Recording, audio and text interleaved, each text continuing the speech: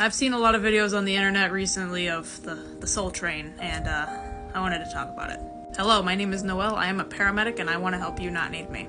If you're unfamiliar with the Soul Train phenomenon, it's basically where an ambulance is going lights and sirens somewhere, and there's a train driving on the railroad tracks that are intersecting the road that the ambulance is driving on, and usually in these videos, the ambulance is observed turning off its lights. People interpret this as a fate thing, basically. If there's a patient in the back of that ambulance, then that means that they died, or if they're waiting on the ambulance to come, that means that they died waiting for the ambulance. And I am happy to report to the entire internet that this is not a thing. If an ambulance is en route to a call and they're going lights and sirens, which in my jurisdiction we respond lights and sirens to most calls. But if an ambulance is responding to a call and is held up by a train, what they're going to do is they're going to notify their dispatcher that, hey, we're delayed because there's a train. And what that dispatcher might end up doing is actually sending another ambulance to the call, because maybe the wait time will be too long with the train there. In that case, the reason why the ambulance turned off its lights is because they got canceled. They are no longer en route to a call.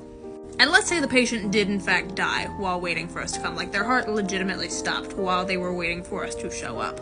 We are still going to respond with the same sense of urgency that we were responding before. Like, we're not just going to be like, well, fuck that then. In a case like that, we are still going to show up quickly, and depending on the situation, we are likely going to attempt resuscitation. But yeah, if an ambulance cuts its lights and sirens while waiting on a train, that most likely means that they were en route to a call and got canceled because dispatch decided to send somebody else to the call. But let's say there is a patient in the back, alright? If a patient dies, if their heart stops in the back of the ambulance, there are really only two cases in which we would cut the lights and sirens and be like, well, that's it. The first case would be if the patient has a do not resuscitate order and we actually have that do not resuscitate order in our possession. The second case is if the patient's heart stops during a much longer transport, usually like an interfacility type transport, and the crew attempts resuscitation for probably well over half an hour. In that case, they would call their medical director and get permission to cease resuscitation efforts. But a case like that is still relatively uncommon because, like, even during an interfacility transport, usually that crew is not going to go to their planned destination, especially if it's still really far away. Like, they're gonna most likely divert to a closer hospital for that kind of case. But with the exception of those two cases, if a patient's heart stops during a transport, we are going to continue with life-saving measures until we get them to the hospital, and we are going to do so with the same amount of urgency. We are not cutting the lights and sirens for that. Another reason why we might cut the lights and sirens during a transport is if the patient just becomes stable without any interventions from us. Most EMS agencies really only transport lights and sirens if the patient is unstable. If they're stable, then we're just gonna go normal traffic.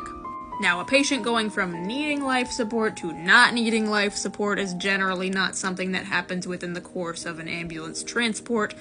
Generally speaking, when a patient is unstable, they are going to require our stabilizing measures for the duration of the ride.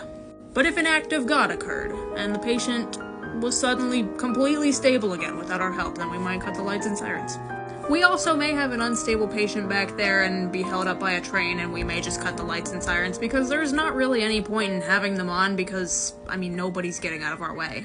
Only the train is going to go as fast as it wants to. In that case, we're going to continue our life-saving measures, and probably no outcome's going to be really effective, but we're going to be like, well, fuck, man.